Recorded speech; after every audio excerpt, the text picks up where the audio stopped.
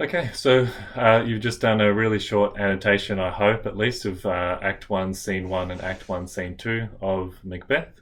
And so what I want you to do now is practice a core skill, which is essentially comparison. So there's many reasons we annotate, really, but two main ones. To be able to find it in an exam situation or a SAC or a test or whatever, to have post-it notes hanging out the side to speed up you rather than looking through what line was that again. I remember Macbeth said something. We'll find it, I hope, and I'll just spend 10 minutes doing that now. So there's that, so you can find things quickly. And secondly, so you can do comparison. So what I want you to do is look at your annotations of Act 1, Scene 1, and compare it to your annotation of Act 1, Scene 2.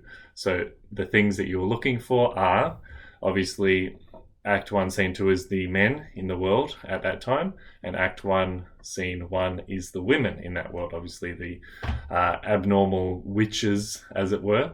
But pretend if this was the way you introduced a story. What is Shakespeare saying about the views of the time, about women and about men? What motifs, similes, symbols, literary devices are used, and what impression do we get of each of those people? So what I want you to do is write a short little paragraph about a simple compare and contrast, Scene 1, Scene 2, and what do you notice? So things like Shakespeare establishes the witches as ...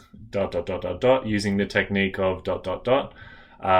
In contrast, in Scene 2, we are introduced to the character of Macbeth and ...